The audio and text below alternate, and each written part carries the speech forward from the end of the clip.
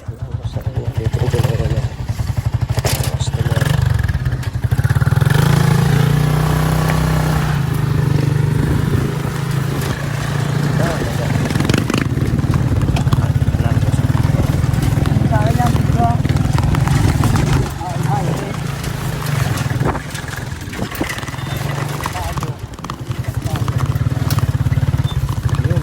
Yun o, tabing dagat.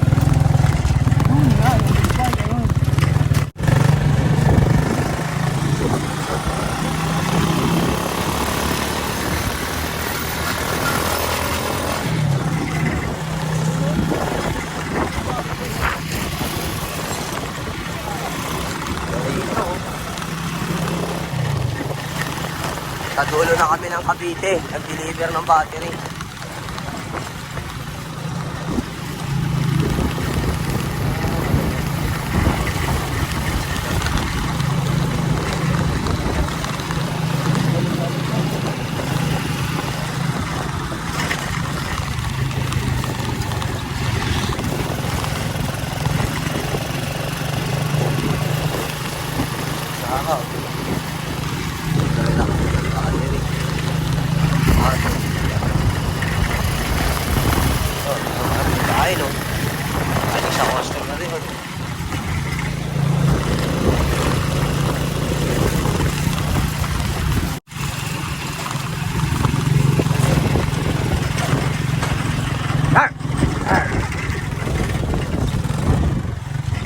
Mga hams, o ganyan ang hams, diba?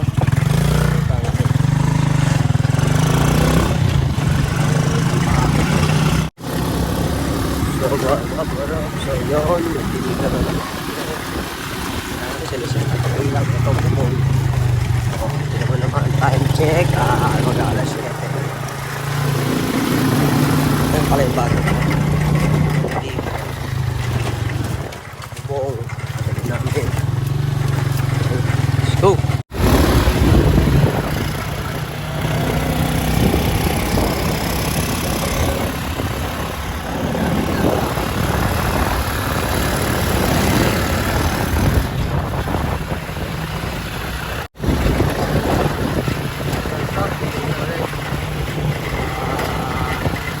Papunta ng pier.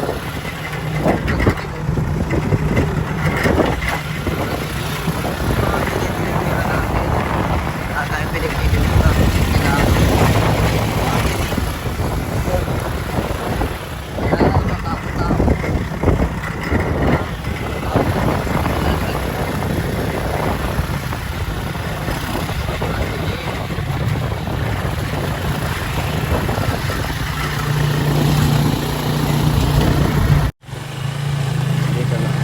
Bahay ng last client.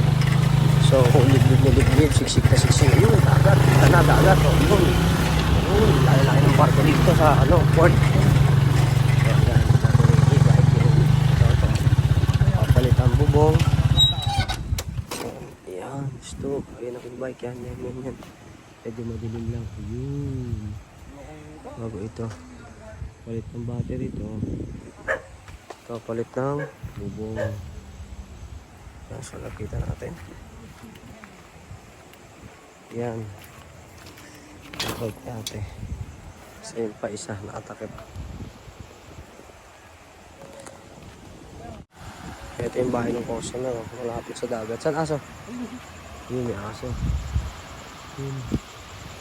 Dagat, yung fishing port. Yan yung boundary ng Philippines at saka South China Sea. Lalaki ng barko nila. May aso hindi ganun makalapit eh. May ilaw yung mata aso ang katayan eh. Gabi. May flashlight sa mo. May ilaw yung mata kahit gabi na. Tabo namin.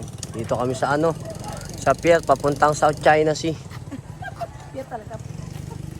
Yan yung isa e-bike. Hindi pa nalabas yung may isa para nagtatagal ng battery.